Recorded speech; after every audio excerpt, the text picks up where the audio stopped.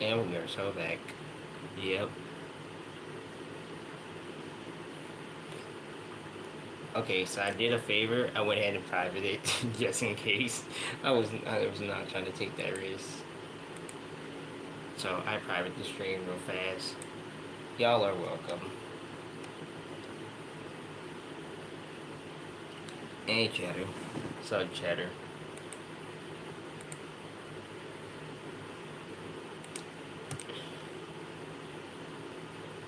Look, no, no one jinxed it. I just wanted to just pull a little trick on it. I just put it on the safe side. Look, I ain't trying to get corporate to catch me. They can't catch me already, so yep. Yeah, and plus the viewer counts were kind of going down too, by the way. So I was like, let me go ahead and private this real fast before corporate comes out and kicks some butt. But I have it unlisted anyway, so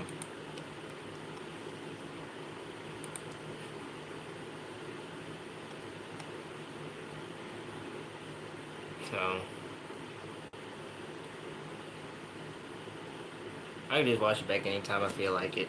So it's nice. I know there's gonna be some snitch out there that's gonna tell corporate, "Hey, this guy got the link," because somebody literally commented. Luckily they told Chuck E. Cheese about it, and it was like, bro, why are you snitching out of here? What what good does it even make of you trying to snitch? You don't achieve nothing from snitching. Like literally somebody commented, Sally the Pink Doll 2025. Luckily I let Chuck E. Cheese know about this. Like, alright, bro. I don't know what you get out of this, but I hope you get some nice brownie points or something because we really got some rats in here. It's crazy.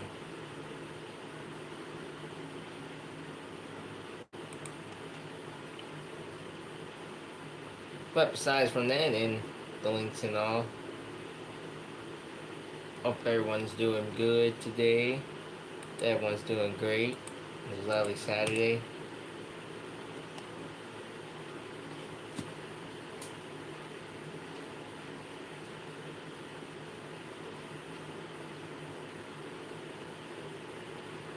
What's good, Emo? How you doing, man?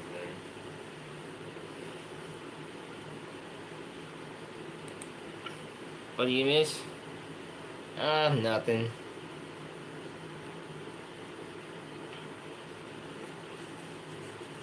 So, new video dropped yesterday on the other vote. For this channel, in our previous streams, we had seen the video about, give me. We have watched on the previous stream about Jim Henson, how he was doomed from SNL's Gamble. He does some other videos too surrounding him up. It's like about the Little Mermaid and some other Disney stuff. So he dropped the video yesterday about part two. This is all about the Dark Crystal and how the Dark Crystal was Jim's biggest gamble that nearly broke him. It's absolutely true. The Dark Crystal was one of Jim's biggest gambles ever that he had to put so much. Say who now? Who? Who? Is the owl in here? Who?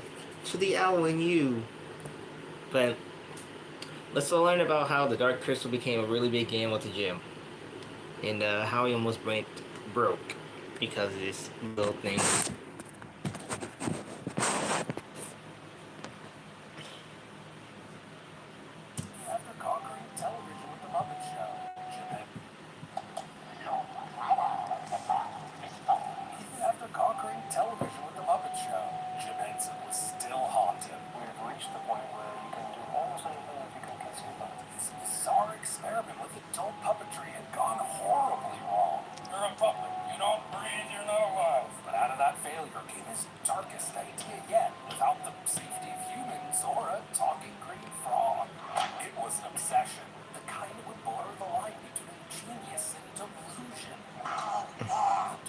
Oh.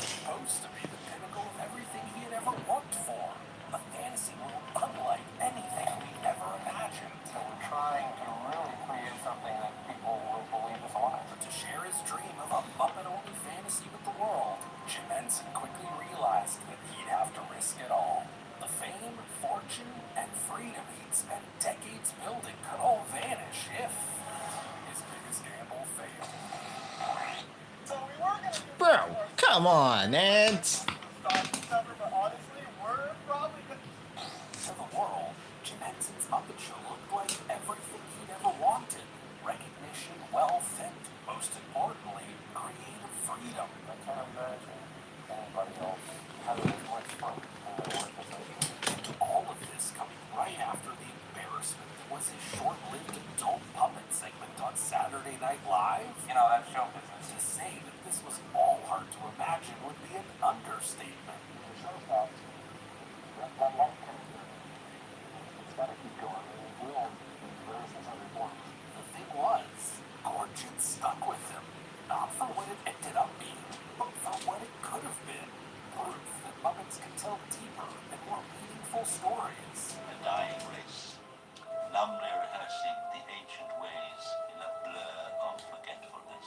They can inhabit an entire world filled with unlikely heroes, grotesque villains, and a type of magic that Henson had always wanted to experiment with. Part of the desire was to create a whole new world, to start all over and design everything. From his time at Saturday Night Live, Jim learned that he'd have to treat this world as seriously as the creatures within it, and that no other creative forces could get in the way of his team's ideas. We know each other so well that we can kind of bounce off each other when we're working together. But to accomplish all this, the Jim Henson Company would need to become a fantasy factory filled with conceptual artists, creative builders, and performers. And they would need time, lots of time, to make sure that everything on screen felt integrated into a seamless reality. We would take these character sketches to our sculptors, our designers, and they would start building this thing in 3 dimensions.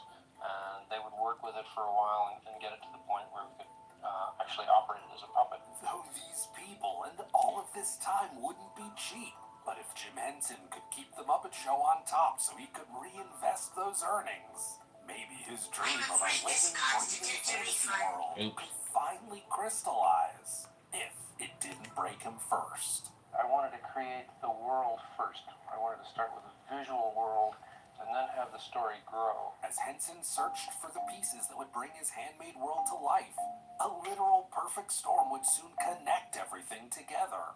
While traveling between England and New York, Henson came across Once Upon a Time, a collection of British fantasy art whose cover radiated the mysticism he'd been chasing. I saw some of the work of Brian Froud, and I immediately loved it. I thought it would be the sort of thing that was just right for this particular idea, and his concepts visually were the type of thing that we could translate into 3 dimensions. Now fully convinced, he knew Froud was the creative partner who could help define the look and spirit of his new world. But first, Jim had to convince Froud, an established artist, to join a project outside both of their comfort zones. We had this wonderful dinner, but by the end of it, he seemed to be asking me if I would like to design a film. He somehow thought I was the man for it, but what he didn't know is that I was really keen on puppets and making things. Their connection was immediate, but Jim still needed funding to turn their shared vision into something. Ah, shoot. I'm gonna take a pause real quick.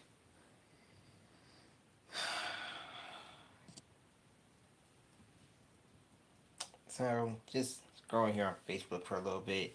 Cheddar, you'll be disappointed to hear this, since we were talking about Prince. So, apparently, one of his founding members, known as Jelly Bean Johnson, recently passed away at 69. Prince band The Time.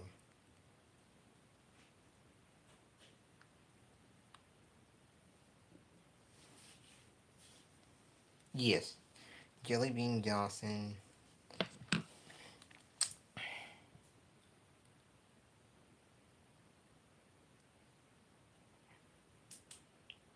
There we go.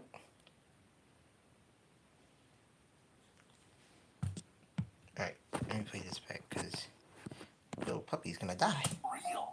And as with so many of Jim's breakthroughs, the answer came back to the Muppets, the very creatures that had given him everything, and now would open the door to his next grand experiment. It's Tracy,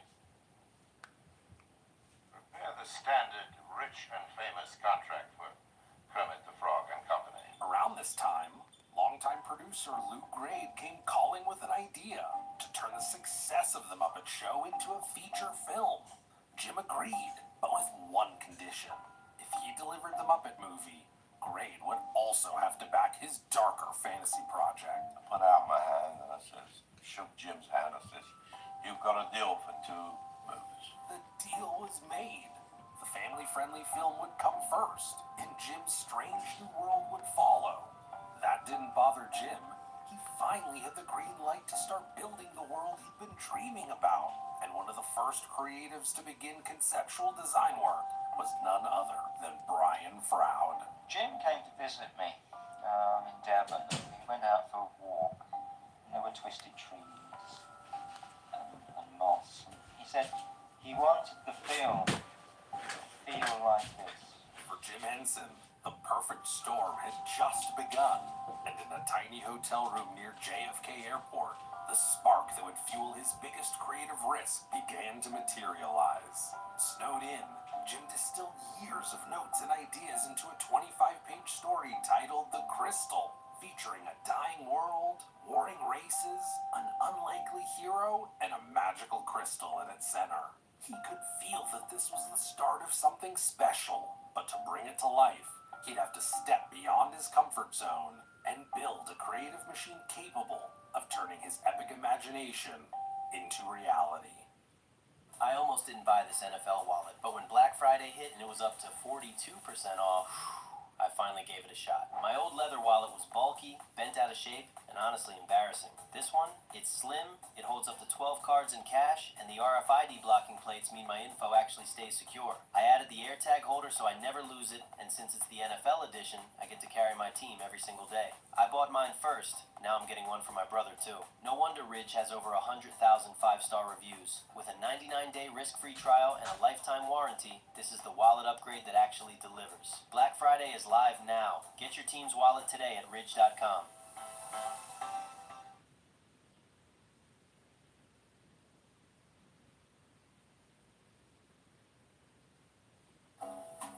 Did someone take some of my candles?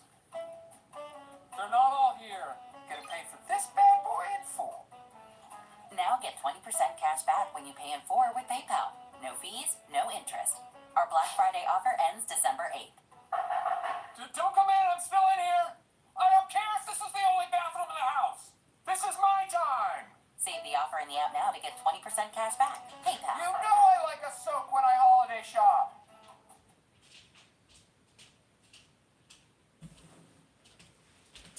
My bad. Sorry, y'all.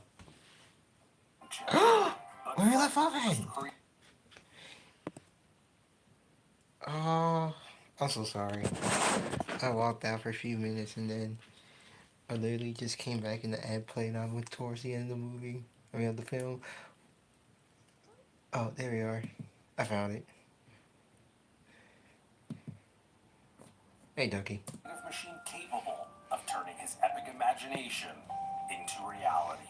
There was something about Jim that encouraged you to think you could do this. As the Muppet movie neared completion in 1979, Jim pivoted from controlled Hollywood sets to a chaotic workshop of his own. A creative lab where artists could dream, fail, and start again. We would build the thing, we'd put it on videotape, usually just shot a little tape of it, rough tape of it in the studio, and then we'd all look at it, talk about it a while, and then pull it all apart and start all over again. Together with Brian Froud, he founded Jim Henson's Creature Shop, a new division devoted entirely to the crystal, pushing puppetry, effects, and design further than the Muppets ever had. I don't know of any other place that could provide the opportunities for neat things to do, as Jim Henson would call it. He likes to say, he wants to do some neat things. Jim Henson's dream world was finally taking shape, but that's when a new problem emerged. For anyone who has ever dreamed of fame and fortune at the end of the rainbow, this is one of the greatest success stories of all time. The Muppet movie premiered just a few months later and became an instant hit. The kind of runaway success that solidified Kermit as a household name. Everybody knows them, but not me. and turned Jim into the face behind a global brand. The American Express card. But it was a strange contradiction. The more successful Kermit became, and the more necessary that success was, the easier it was for Jim to get boxed in by this felt frog on his arm. So when Hollywood came calling for a quick Muppet sequel, forcing Jim to shift his focus, it wasn't a surprise, even if it meant his darker promises got left in the dust. When you think of great moments in cinema, for example, Jolson sings, Garbo laughs, Barrymore talks, Kermit rides a bicycle. The Muppet movie premiered in the summer of 1979 and became the biggest success of Jim Henson's career so far. But while the exposure and financial success certainly didn't hurt the Muppets, it began to take its toll on Henson. The more time spent performing as Kermit at award shows or guest hosting The Tonight Show, the less time he had to work with the pre-production team on The Crystal. And that's not even counting The Muppet Show's 4th season, multiple TV specials, and his ongoing work on Sesame Street. That was great. You went to the commercial right on time. You're doing a great job as host. Isn't he doing a great job as host? But Henson was about to get even busier. When financiers saw the Muppet movie's box office numbers, they pressed for a fast sequel, something that Jim hadn't expected, and definitely not part of his original plan. Oh, look, you see, change your profile picture. And it quickly became clear that the Crystal would have to be pushed back to make room for a second Muppet movie. The upside was that it gave Brian Froud and the Creature Shop more time to experiment and expand their world. One day, one of our performers, who was a clown, came in with his 10-foot stilts, and he was walking around the rehearsal room, and all of a sudden it dawned on us that this could be a basis of a creature. Another bonus was that it gave Henson the chance to step into the director's chair on a full-scale feature, something he hadn't felt ready for the first time around. What we've done is we've taken a lot of different techniques that, from all different forms of puppetry and television, and sort of put For sure. them together into one thing. The downside, of course, was cost. Keeping dozens of artists at the Creature Shop for another year wasn't cheap. And it added another project to Henson's already crowded plate, forcing him to go straight from one film into the next. Still, if this was the path Jim Henson had to take to bring his vision to life... Now listen to Dog Jam 2, the 94 version. It's still better than Saws 3. Fight me. One of his closest creative and kindred spirits. Co-directing is always a slightly complicated thing. An entire film unit is not used to relating to two people, they're used to relating to one. Just months after The Muppet Show filmed its 5th season, and only 3 months after wrapping The Great Muppet Caper, Jim Henson finally settled into the director's chair for what was now called The Dark Crystal. But he wasn't alone. Knowing the toll this creative whirlwind would take, Henson had asked his longtime collaborator Frank Oz to join him as co-director. Oz had been working with Henson for more than 15 years and had already shown interest in directing, so pairing their strengths felt like a natural fit. It was essentially Jim's vision, but we both agreed on the overall concept. I believed in that vision, except sometimes we disagree like crazy, which is very good. I think that's very healthy. It helps the project. This dynamic proved critical, because capturing the complex world of the Dark Crystal on camera was anything but easy. Basically, in co-directing, we both did everything. But I think my own strength is in the visual. I like to compose camera shots and think about how the camera should move and that sort of thing. And I think Frank's strength is in character development, the personalities, the interactions, the dynamics of a scene. Everyone shared Jim's goal of treating the creatures like real actors, with believable eye lines, convincing framing, and lighting that gave it all a living, breathing quality. All of this meant that, for nearly 5 months of filming, the crew faced endless challenges hiding the mechanics from the audience.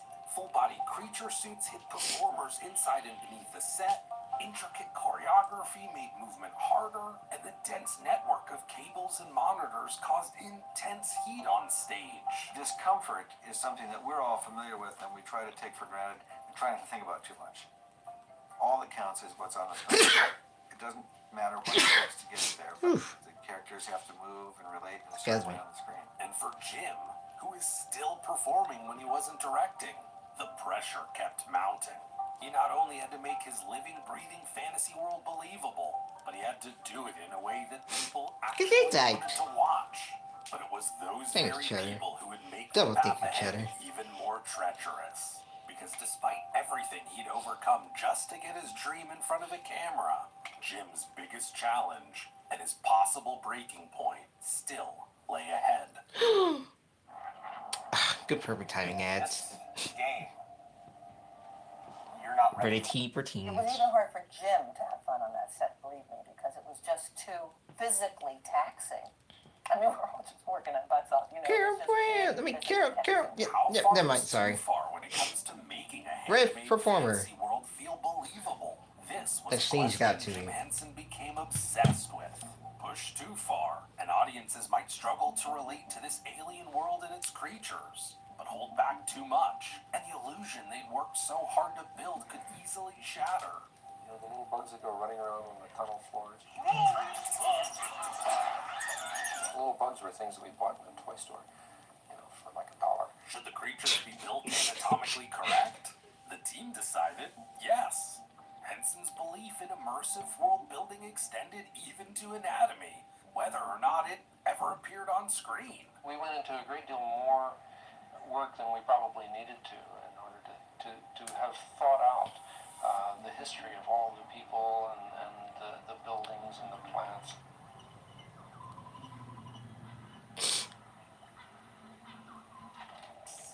Very little of this ends up on the finished film, but we have to know it in order to believe this whole world, to get the entire thing working as a reality. Which is why Agra was sculpted with visible nipples. Hey, and yo. early cuts had a nude scene with Jen packing heat.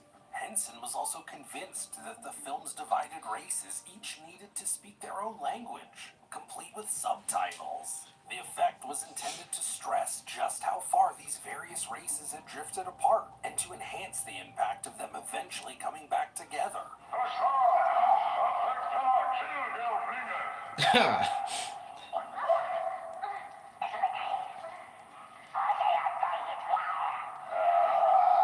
It was a risk, but Henson had never doubted his audience's emotional intelligence. And it was this unwavering confidence, and also obsession, that got him and the team through this absolutely grueling production period. But it was after this 5-month filming marathon that he was confronted with his hardest decision yet. And the world was about to see just how committed with delivering a true dark fantasy world for all ages he really was. I guess. Some of the younger members of the audience kept asking, Mommy, what is happening? By the spring of 1982, the team had spent more than 4 years building the world of the Dark Crystal. But with the end finally in sight, and only months before the film's release, chaos erupted both in front of and behind the camera. Early test audiences revealed that the alien dialogue simply wasn't working, meaning new English lines had to be written to match what was already on film. So Jim and I spent several weeks in a hotel room in Toronto in the middle of the winter, watching the movie frame by frame, counting the number of times that the puppets would flap their lips so that I would be able to write new dialogue in English. That decision about language was the clearest sign that Henson had drifted too far into fantasy and needed to step back into reality. Though at this point, his reality wasn't exactly rosy. Jim's longtime producer, Lou Grade, who had originally backed the Dark Crystal, Lou Grade, the goat. company to new owners, and they weren't pleased with what they saw. To them, distributing a dark alien puppet world looked like nothing more than a bad investment. And that skepticism would become Henson's biggest and final test. I remember going to a screening with the executives for the first time, showing them Dark Crystal. And the movie went off. There was dead silence. The executives walked out the room, didn't say a thing to Jim or me. And he really felt lousy then. He just stood up and walked out. Not a word was spoken after 2-3 years in this movie. He had spent years pouring every ounce of his physical and creative energy into a dark fantasy few people believed could ever work. But if this was the gamble he truly believed in, a vision that dozens of artists around the world had sacrificed so much to realize, the only way to get it across the finish line was to go all in. What did this cost to make? Generally, we're avoiding questions about how much the film cost. But it was an expensive picture. Because that's not what you do a film for. You really don't. I mean, if you really do a film, if you want to make money, you don't do a film. It's always a gamble. And so you're really doing a film because Jim's face. it's such an undertaking. You put so much into it. That's true, Deshaun. That is true. Production, as Jim focused on polish and accessibility, he was also gathering his assets to do just that. Assets he had earned over the years, helping to launch both Sesame Street and the Muppets into the big time. And so, on December 17th, 1982, the same day The Dark Crystal widely premiered across the U.S., Jim Henson's company closed a deal to purchase the film, ensuring that his dark fantasy for all ages could finally be seen by everyone. The only question left was, did the audience actually care? Build a website you love. Oh my god, that. Were your words? Cliffhangers. All in all, we spent over 5 years working on the film. It's probably the hardest thing that I've ever worked on. It was the most work, it was the most difficult, but it was the most fun, it was the most rewarding. And of all projects that I've ever worked on, it's the one that I'm the most proud of. I wonder how many he said that with so many projects. Set out to do, risking everything to build a fully realized fantasy world in the Dark Crystal. Now, both his and the project's fate was all in the hands of film critics and average moviegoers. Riding over the countryside in Jim Henson's The Dark Crystal, the latest fantasy film from the creator of The Muppets. Early reviews were mixed. Some critics dismissed it as the lesser of other fantasy tales, or complained it lacked the fun people expected from Henson. Others praised its ambition, artistry, and depth of storytelling. At the box office, things started slowly. Parents were unsure about the film's darker tone compared to what they normally expected from a Jim Henson production. But over the next few weeks, The Dark Crystal found its audience and even turned a small profit by the end of its run. And over time, it's become a true cult classic. For Jim, The Dark Crystal didn't break him. It became a training ground. Because his biggest gamble wasn't only about one film. It was proving that his dreams could survive in a world that kept trying to box him in. And now the prophecy is fulfilled.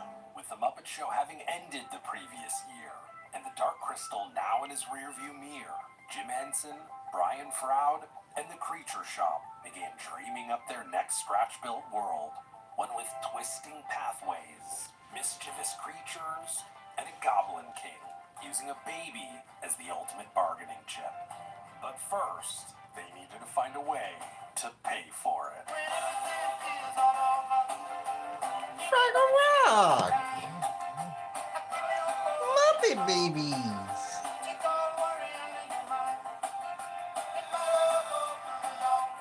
The short-lived Muppet Monster series. This is part 2 of Jim Henson's journey. If you haven't seen part 1 yet, you should probably check it out. Or keep watching to see how he brought his next fantasy world to life. And that's it. So I'm guessing in part 3 we'll find out some more. Maybe about the Dark Labyrinth, or maybe, So are you doing like a Constant Cheese, Charles? Say that again, Constant Cheese. I like Charles. Wait. Okay, the other vote. The other vote. So are you gonna do like a Constant Cheese, Charles? Say that again, Constant Cheese. I like Charles will return on Avenger Doomsday. Huh? You never saw Little Muppet Monsters? It was short-lived. It was like a short-lived series. It only had like 3 episodes. And then Jim immediately canceled it because the animators behind Muppet Babies didn't have time to, animate the episodes for the Little Muppet Monsters and then do episodes for Muppet Babies at the same time.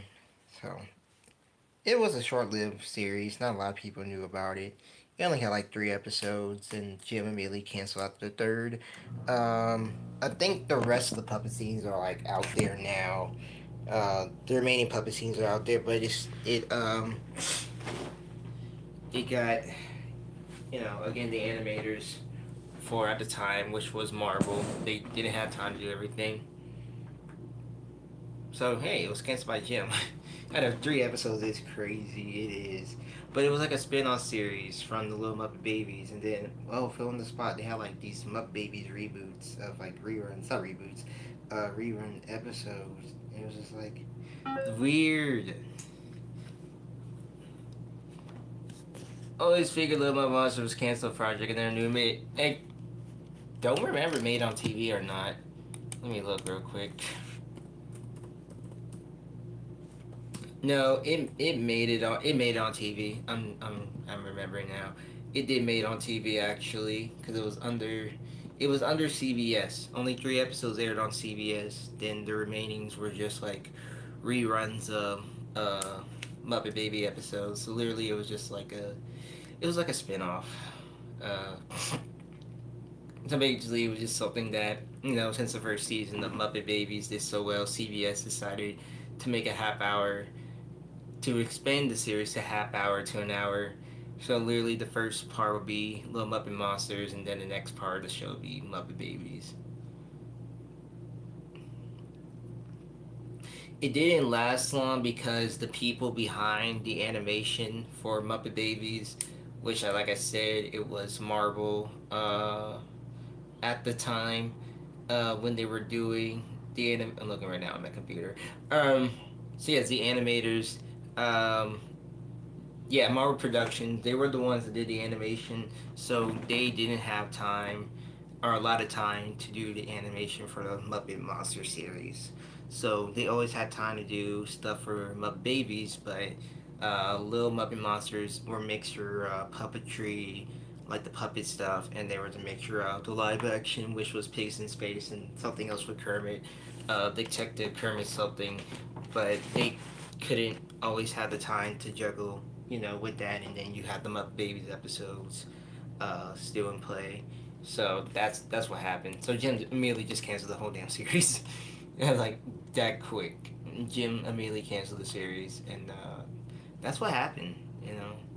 That literally what happened. So it says here only 3 episodes went on the air, which was in the beginning, Space Cowboy, and the Great Boonini.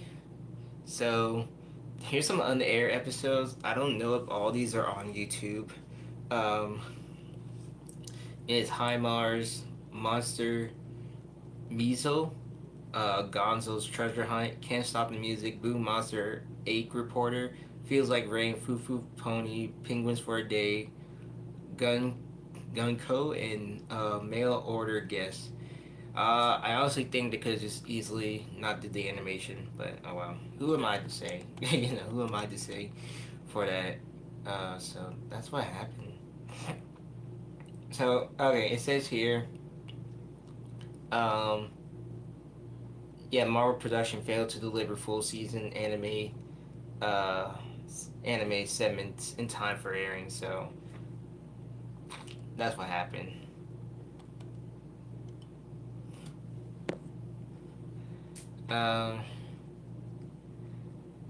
The Thanksgiving busy first on Watch the Parade, then the CC movie, then the Arthur Thanksgiving special, then it continued with season. Are the rest of the episodes on 56 on Netflix? I'm still on episode 3. I need to catch up. Oh, you gotta be shitting me. I'm gonna get that login later.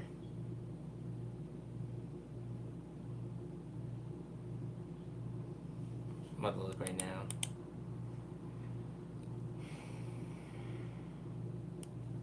I'm afraid this constitutes a refund.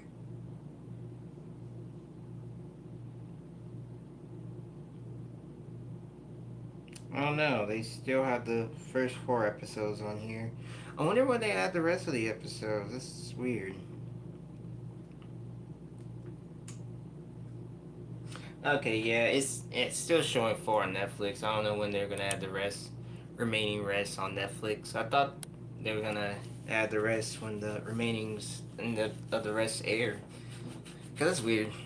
You drop 4 on Netflix and then I don't know when PBS aired theirs. I don't know if PBS airs them like every day. I don't know. They start airing the new ones every day. I know Monday they started airing. Uh, they started airing the new episodes. So I don't know if it's like every day the new episodes or each Monday is a different episode. I don't know. I really don't know what PBS does. So if that's the case, then probably new episodes are only on Mondays. Then again, I really don't know, man. I really don't know. So that's gonna get really confusing really fast. So you have to like literally wait till the next batch of episodes to come out. Oh well. It's a nice partnership though. Don't get me wrong. It's a really nice partnership. Oh no, Aaron's on Cameo now. It's a terrible thing. I mean, this is a lovely thing. Now you can request Aaron on Cameo. You can ask him for a happy birthday. You can ask him a question. You can receive a pet talk, give advice.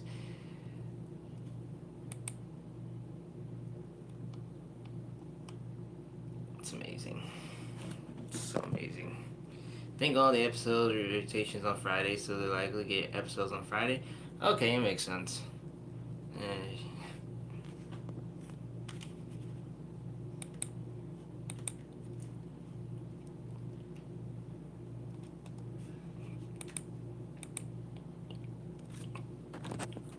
Ooh.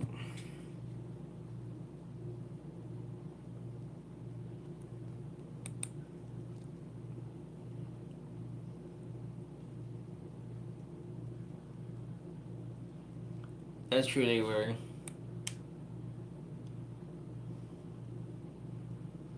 Oh God. How the hell do you even explain that? Hey, guys, I just got a voicemail from Aaron, but it's like $75 though. Actually, no, I am kind of curious. Let's see how much it is, and I'm gonna let you guys know, is it worth it? Look, at the end of the day, I get it. You gotta make your money off of it. So you know what? I'm gonna join Cameo. I'm gonna start doing that too. Y'all want a big personal message from me? A nice birthday message or whatever? Yeah, I'm gonna book me a Cameo too. That's what I'm gonna do too. I'm gonna book me a Cameo. Constant cheese Cameo. Oh, you can do anything. A roast, an advice, a question, a holiday. You know, that's like, this is a question. And let's put my name. Nah. Yeah.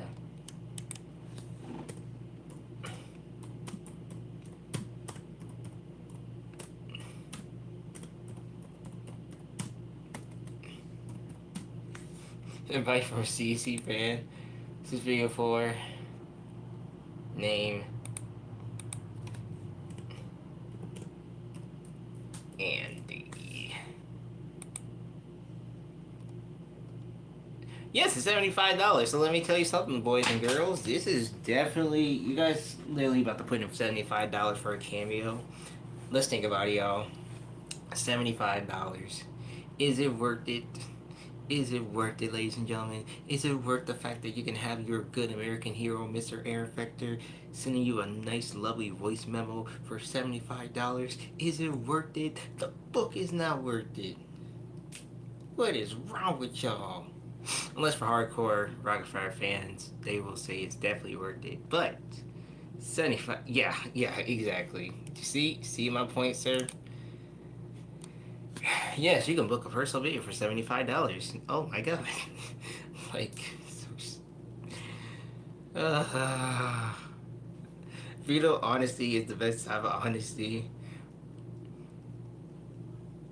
I mean, look, Aaron needs the money, okay, you guys? Aaron needs the money. He's been going through a lot, so he kind of needs the money for Create Visionary.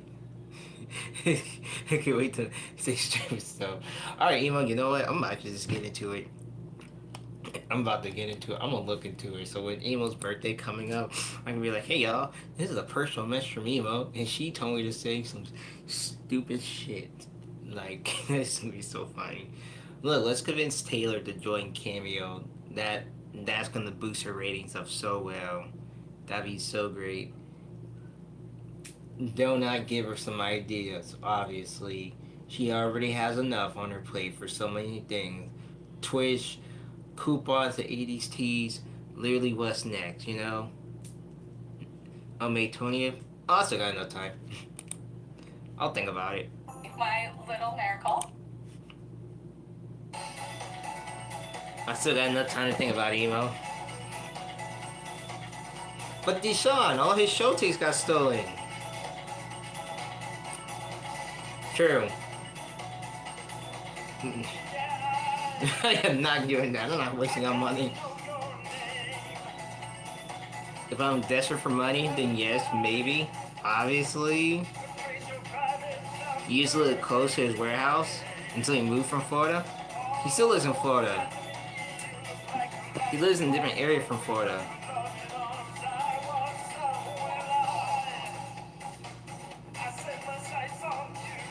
And no one else will do.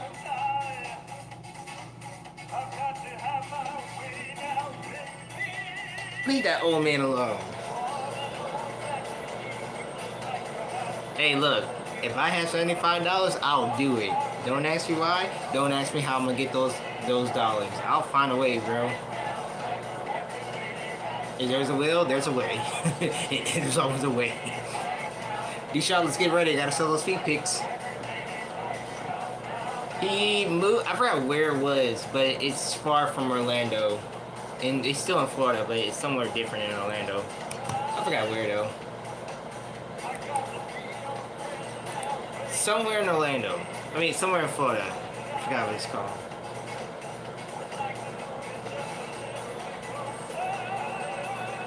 What?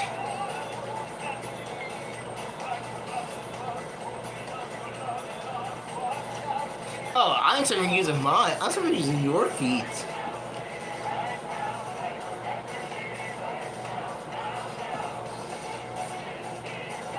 I'm using your feet. My feet are too pretty.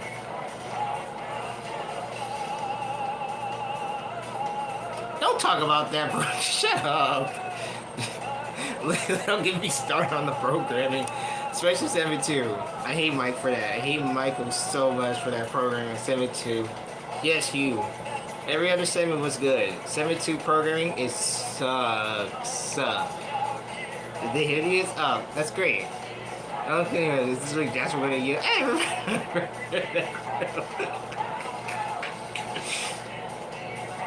Oh, but you want to talk about programming though? 90s programming sucks. In a discussion, 90s programming sucks. So they suck bad.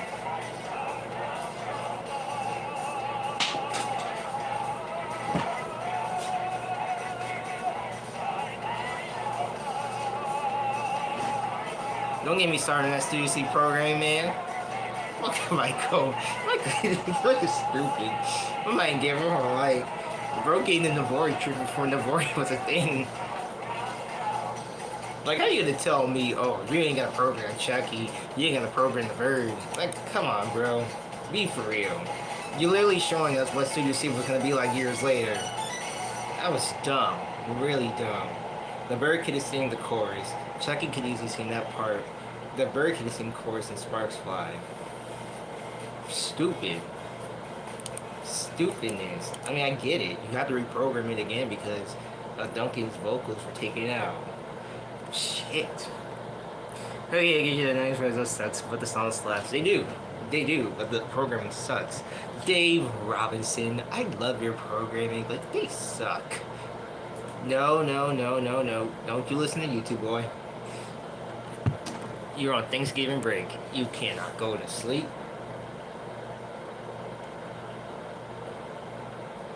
I mean, don't get me wrong, Michael's programming for Studio C was average okay. I mean, after a while, he just started reusing movements over and over again.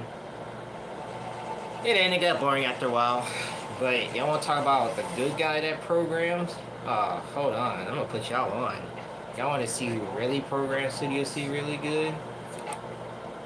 I don't think you guys understand.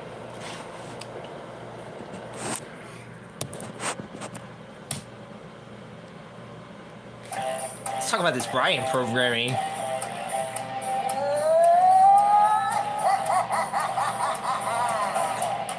Hold on, look. Oh. It's like we're using songs as peak. Most perfect day, I guess?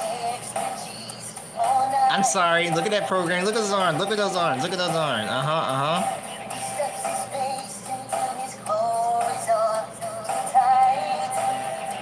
No, you're not wrong. Reusing programming is kind of peak. I'm not. I was trying to turn down a little bit. Look at it. Look at it.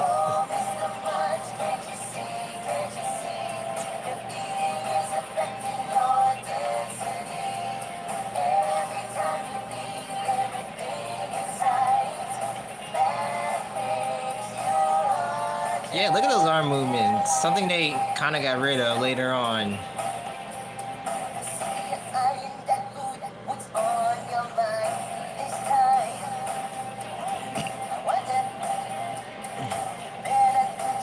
I don't know, man. Studio C.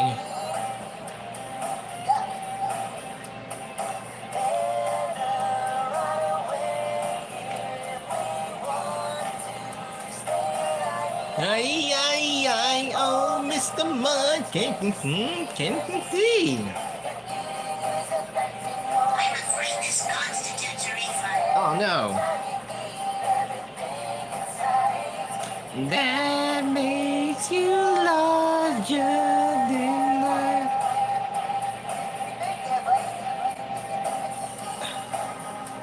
Guys.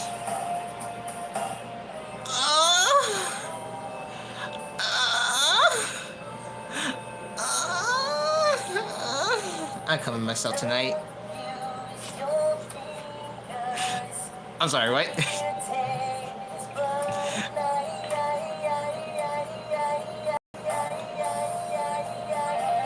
Oh, yes, yes, Chucky. Y'all didn't hear nothing. I don't know what y'all talking about.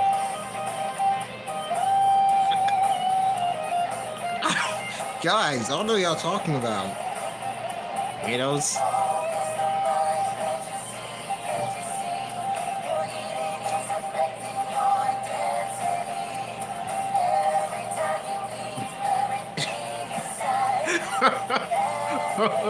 I don't know what y'all talking about. What are y'all talking about? I'll listen to the song and the refunds.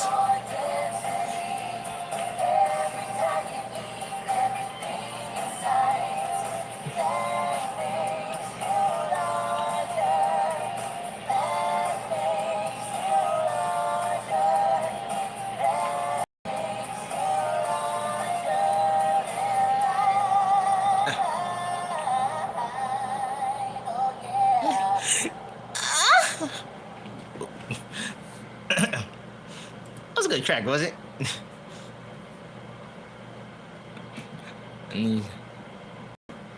Good track, wasn't good track.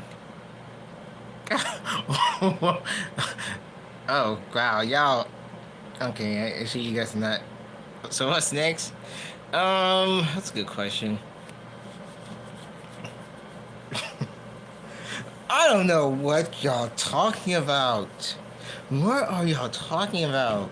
See, I'm getting accused. I feel like I'm getting accused on here, you know? You miss it? Oh, god damn. Well, it's nice to know, Emo. They know that.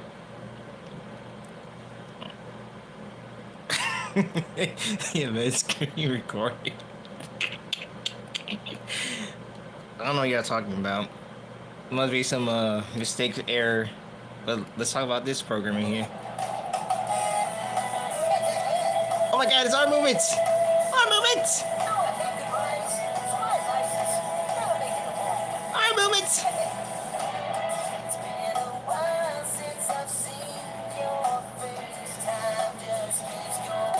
I'm kinda glad Jay got rid of those cracks.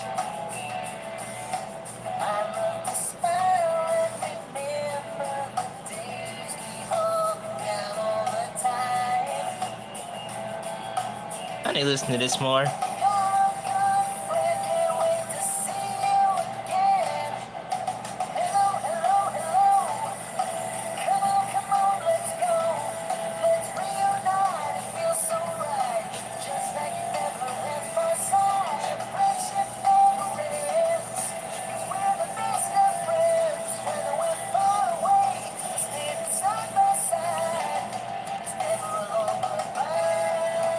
Now this is peak programming right here.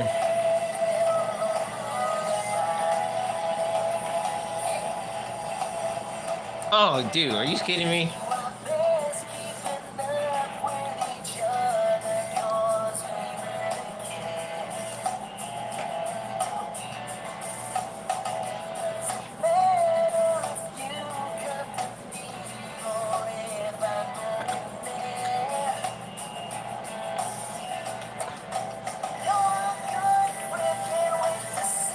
Even don't add those noises to the out of context. I mean, please add those noises to the out of context.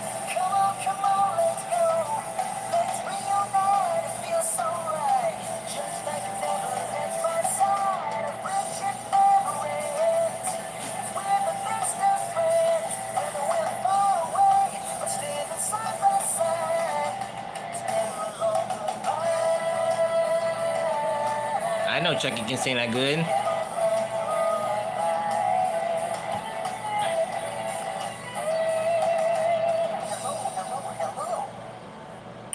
Come on, let's go. Let's reunite. It feels so right. Just like you never left my side.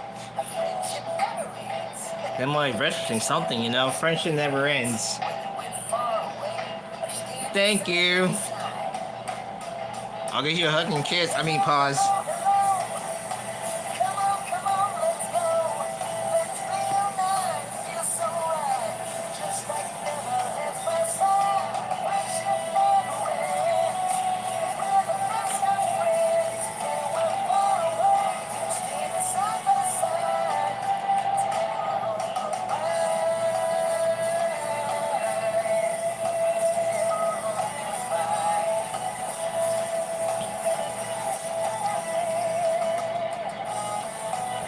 Can we do Saturday night karaoke? Oh, God.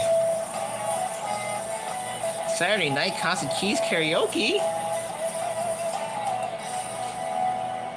Well, folks, as I always say, it's been great hanging out with you today. Hope we have more fantastic times like this in the future. Yeah, just stupid fun singers. But until next time, keep on enjoying life. We'll see ya. So long.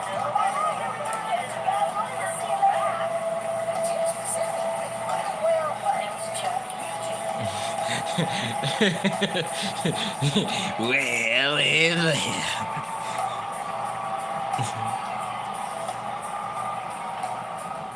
Karaoke doesn't sound bad. Let me find a karaoke machine and be like, homie, feeling down the hand. When I find stuff, don't think getting up. I'm gonna be like Chris Tucker in Rush Hour 2. When they start playing Don't Stop Till You Get Enough, I'm gonna just start reciting all those lines. You know, I'm gonna sing Don't Stop Till You Get Enough. I'm gonna be like, get closer, oh, get closer, till you don't know how. You know, when the fun stop, don't stop till you get it. I'm gonna do the kick leg moves and everything too. And be like, I'll be right back. I'll be right back.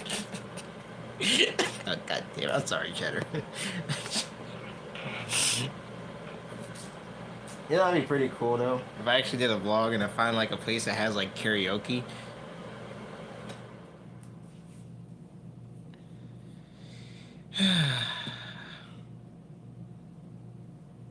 Oh, you can't sing it anymore? What? That sucks.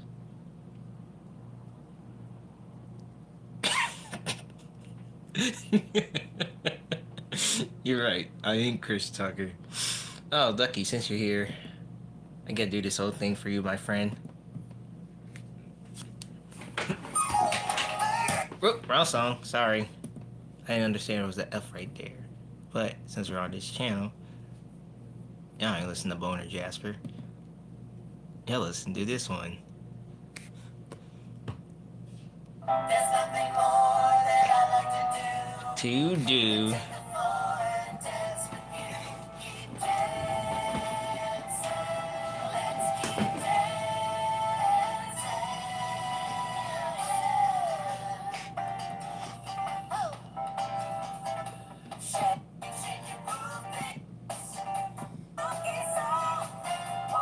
Oops, sorry.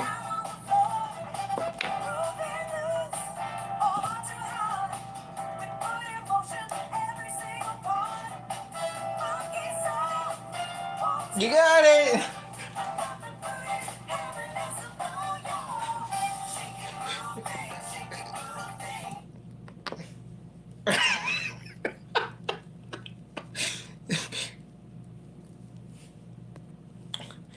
uh, like I was like, no, we don't have to. All right, he did it. Oh shit! Now we're gonna get canceled. I was like, oh shit, he's gonna get canceled again. I definitely will attend his funeral.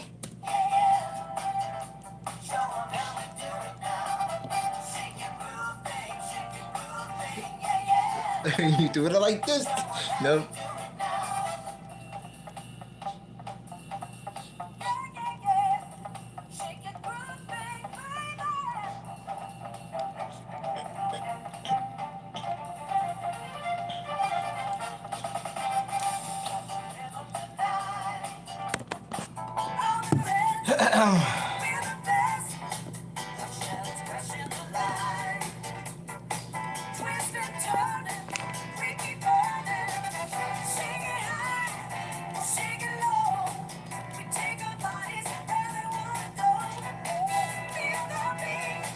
Oh, that's me. Fuck now.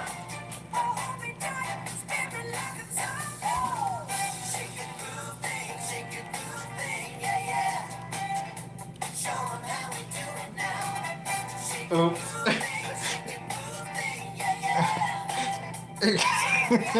Okay. Oh my god. I'm gonna get canceled.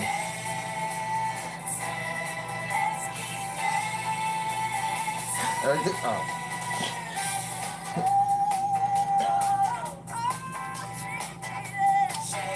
Okay.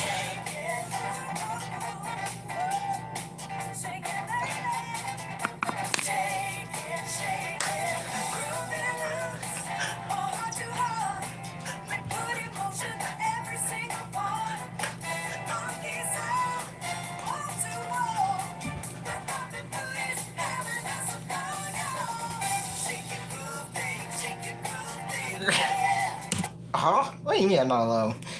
Oh god. Okay, sorry, I had to get that out of my system. Haven't really heard that song in a little minute. So, you know. At least our other people will be on here do not witness what we just witnessed. I don't know how YouTube is allowing to keep these on my stream. Like, why does YouTube do this to me? I guarantee you, one day people are gonna like find a way to get me canceled about the me. As we speak. Yep. Yep. Yep.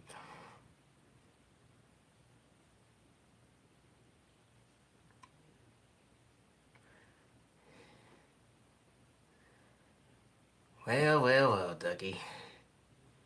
I didn't even know.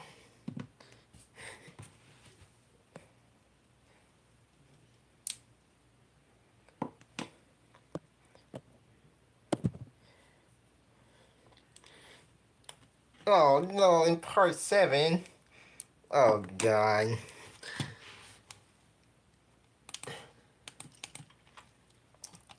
Yep. Our rating is gonna go up pretty well. Be like, hey.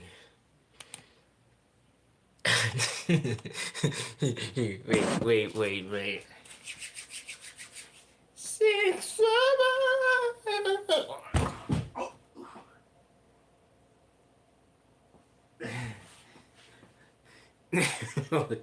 Sir, yes. I did. Sweet. Sweet. Alright, so by popular request though, I had to also play this too.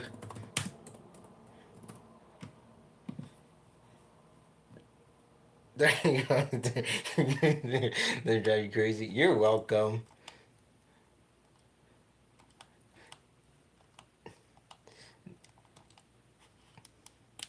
You know, like popular request, I do have to play this actually for you, for your boys and girls out here. Look, one day I'll find that.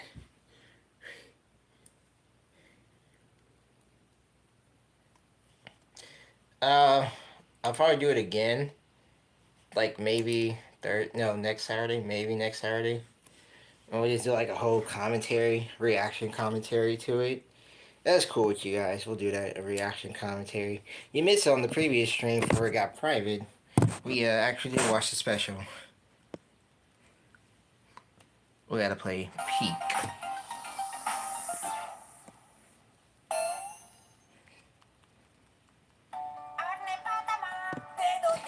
I cannot tell you if I'm Batman or not.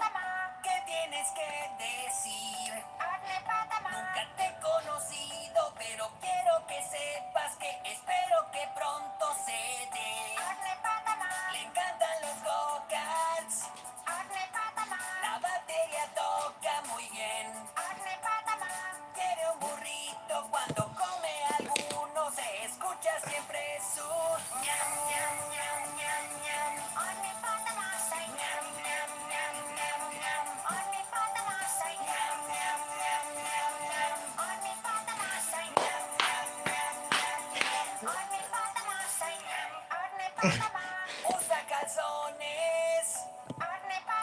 No teme que lo vean bailar. Es ingenioso, él no es el mejor, pero rankeado en lo alto está. En las copas descansa.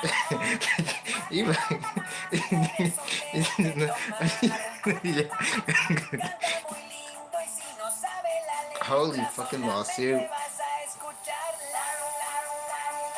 See, he's doing it. My man doing it. My man throwing it back.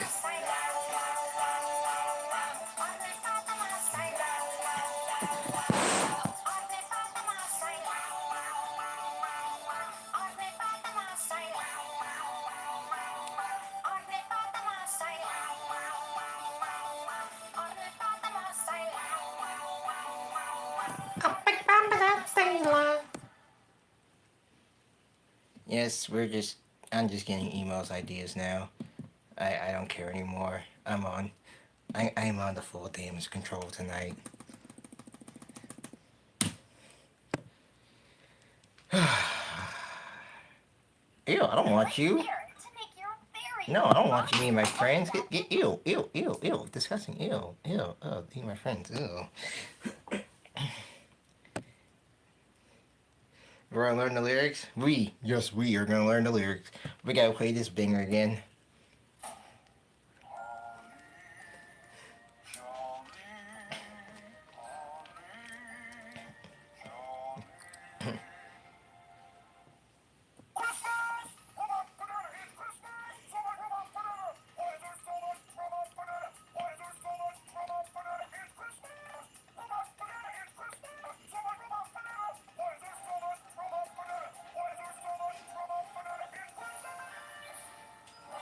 Guys. 6, 7!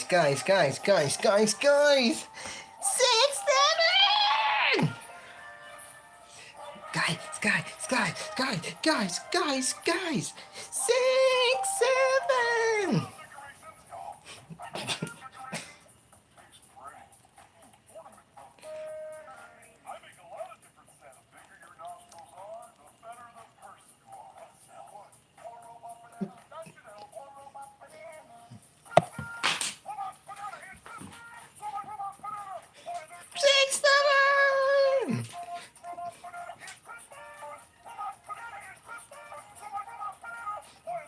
Six, seven.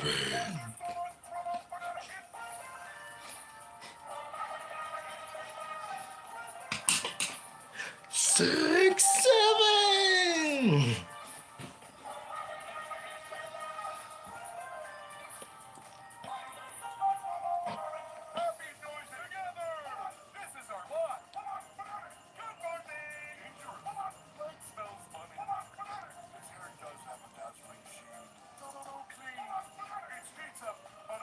Yes, they're besting out in the special. 6, 7.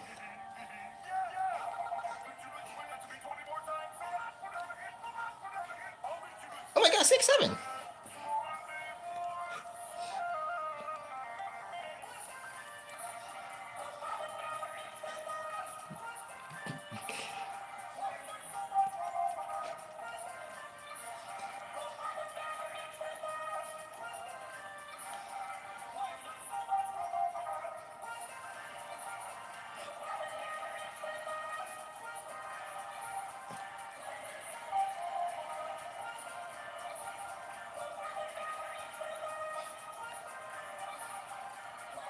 my god, it's 6-7. Okay, I'm done. I'm done. I'm done now. I'm done. I just had to get that out of my system. Sorry.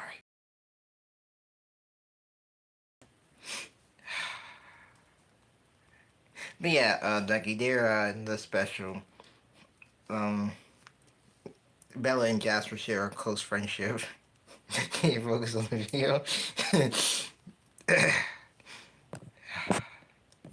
Oh no, the tab was dying. It's at 14%. Do you know what that means, kids? It means it's time to end the damn stream. And I know some of you guys are very happy to hear that news. But, of course, we cannot end off with our favorite two numbers, ladies and gentlemen. 6, 7. Oh, sleep. Somebody. I almost sleep. Bang on. My bad. I'm afraid this constitutes a refund. Oh no. Shows up. We're going, and we are going to. Dang, I didn't drink tonight, and that's another thing. I didn't even drink tonight. And I'm already having this crazy energy. You don't tell me to shut up. I'm gonna make you shut up. Alright. So, that was a great stream. Just sleep again. Or just goddamn flipping me. No promises again if I actually say that again. But for one time's sake.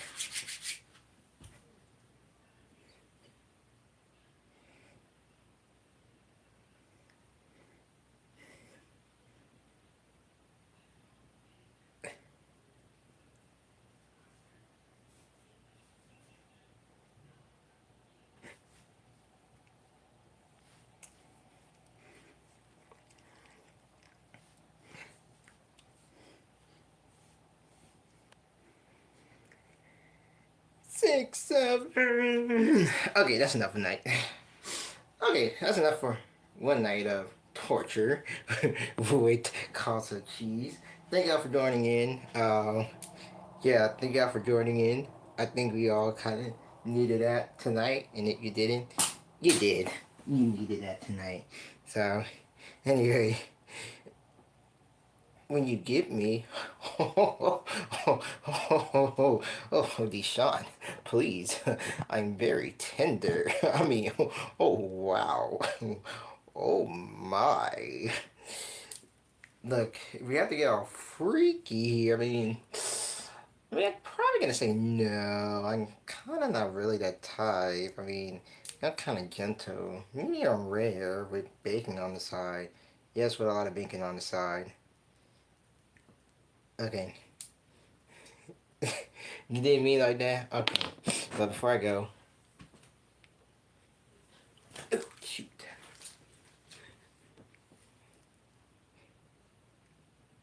Six, 7. 6, 7. 6, 7. Goodbye. 6, 7. 6, 7. Bye.